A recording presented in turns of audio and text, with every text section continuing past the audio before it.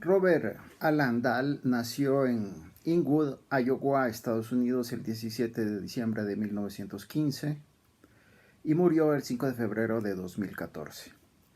Fue uno de los más importantes pensadores del siglo XX y su obra sociológica y politológica trascendió mucho más allá de las aulas de la Universidad de Yale. Influyendo esta obra a la ciencia política contemporánea de manera definitiva. Su más importante aporte es sin duda la utilización del concepto de poliarquía. La poliarquía, en su sentido más general, es entendida como el gobierno de muchos, es decir, la aplicación real de la democracia, entendida como gobierno del pueblo mediante mecanismos representativos. Para Dahl, una poliarquía era un sistema político en el que los ciudadanos debían poder formular sus preferencias, expresar esas preferencias a otros y al gobierno mediante la acción individual o colectiva, y lograr que las propias preferencias sean consideradas por igual sin discriminación en cuanto a su contenido o origen. Es decir, el gobierno de las mayorías organizadas.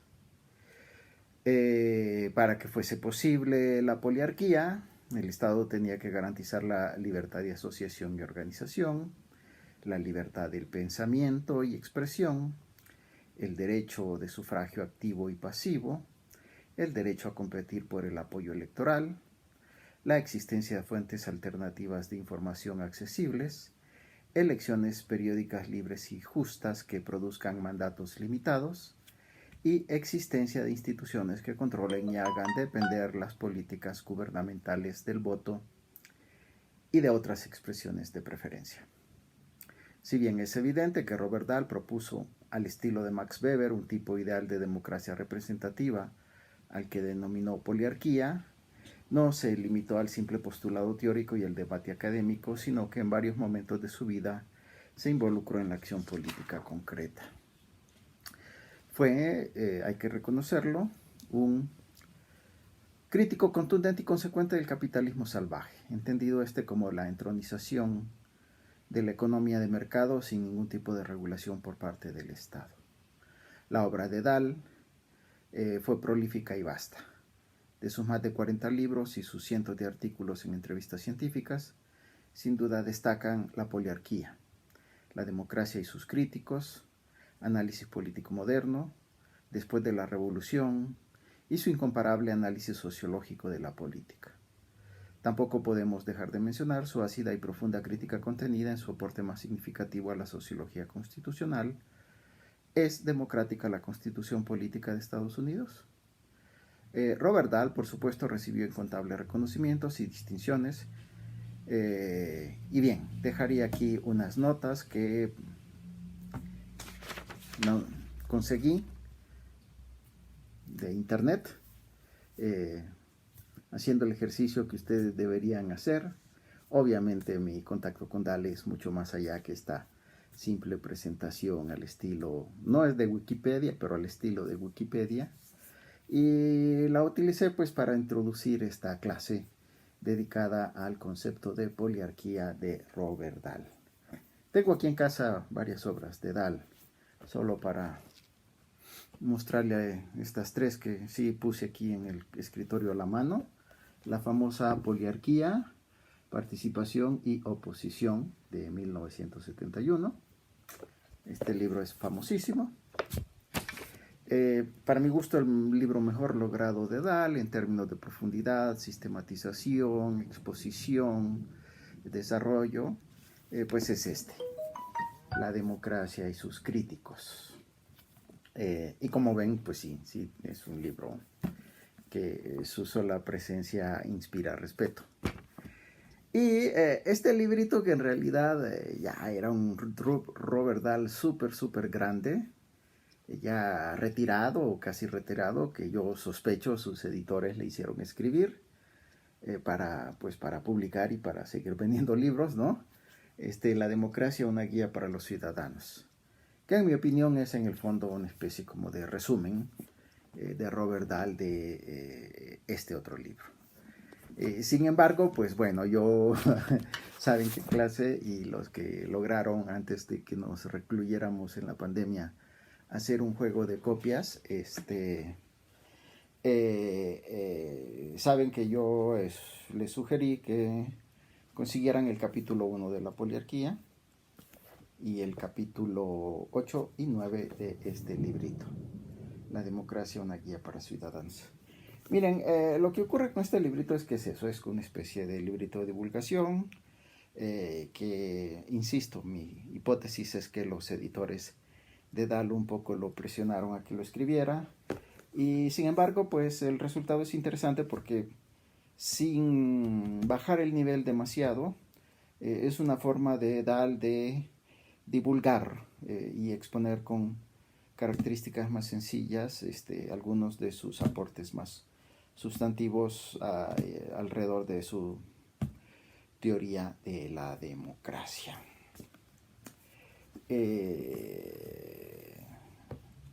Y bueno, en este punto yo quisiera contarles una rápida anécdota.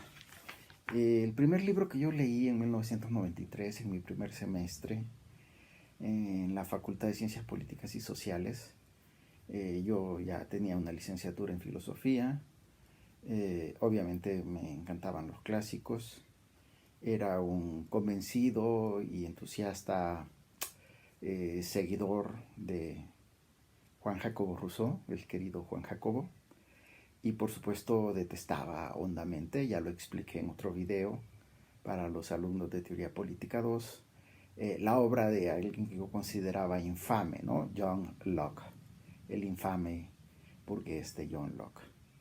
Y yo crecí creyendo, pues eso, que la democracia, si la justifica algo, si la democracia es algo, es que la democracia es un estilo de vida, no es un régimen político.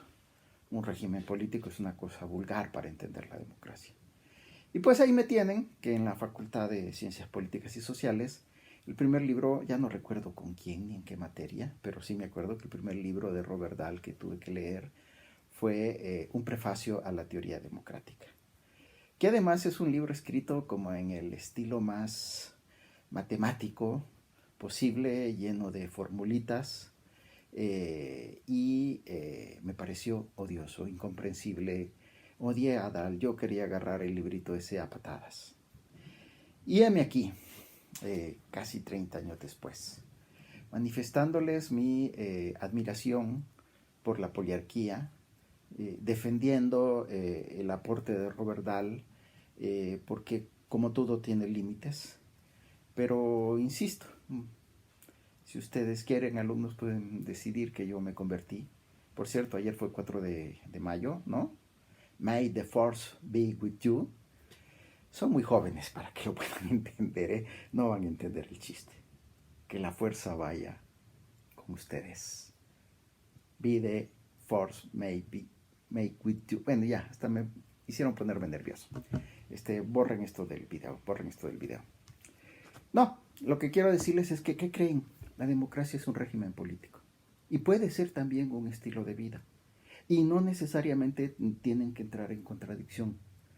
Pero para que un estilo de vida tenga condiciones para florecer, para que la fraternidad, ese ideal olvidado de la Revolución Francesa, nos haga vivir en una sociedad genuinamente igualitaria, es decir, democrática, necesitamos no solo de cultura cívica, no solo de una paideia griega, necesitamos de estructuras políticas, necesitamos de reglas del juego, necesitamos de instituciones, que justamente esa es la definición de régimen político.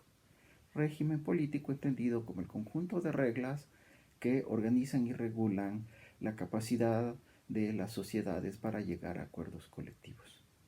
Y sin duda, la definición de Robert Dahl de poliarquía justamente es un esfuerzo por demostrar el esqueleto, la estructura interna institucional que un régimen tiene que poner, y sobre todo de un régimen democrático. Entonces, bueno, como ustedes saben, existe todo este debate, un poco ya añejo y un poco ya con poco sentido, pues que contrapone, ¿no?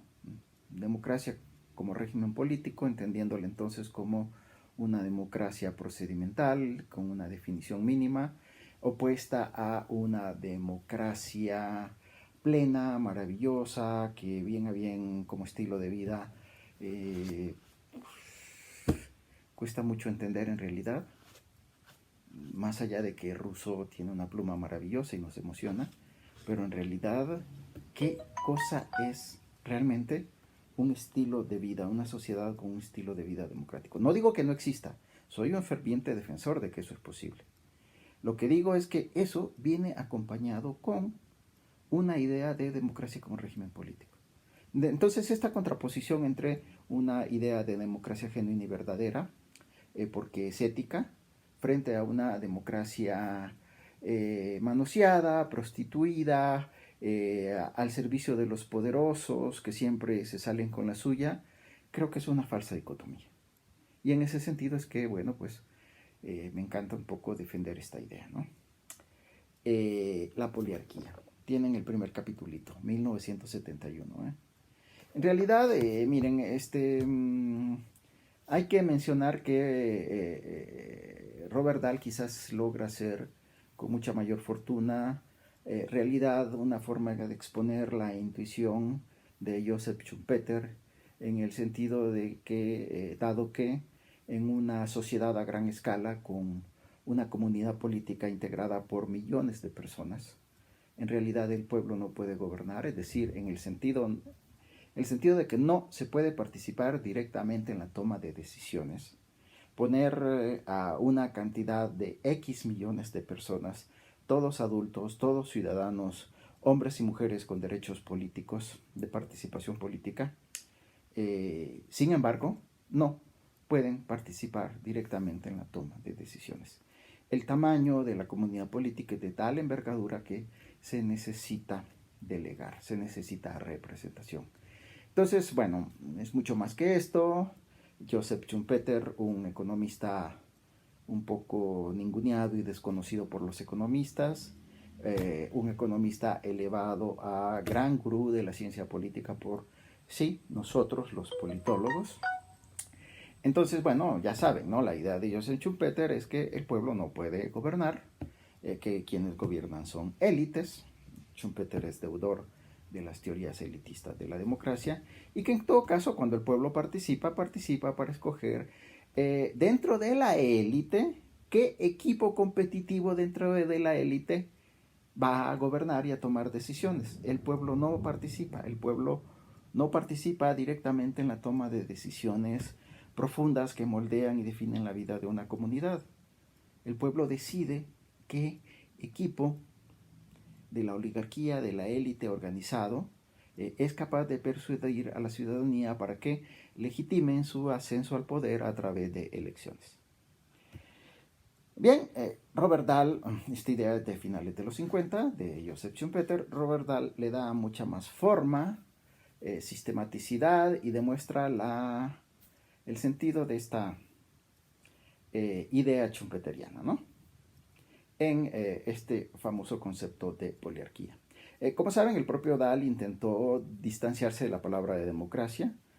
Chequen mis videos, ahí hay un videíto de la democracia del malestar al desencanto, que está aquí en este mismo video, que obviamente es de consulta obligatoria para ustedes, estudiantes, y ahí está un poco toda esta historia contada con más ingredientes, pero la idea entonces es que la poliarquía es una palabra que Robert Dahl necesita introducir para distinguir las reglas de la democracia de la larga historia milenaria de la palabra democracia, con sus múltiples adjetivos y sus muchos significados, en donde cada quien utiliza la palabra democracia entendiendo lo que quiere que esa palabra signifique para cada quien.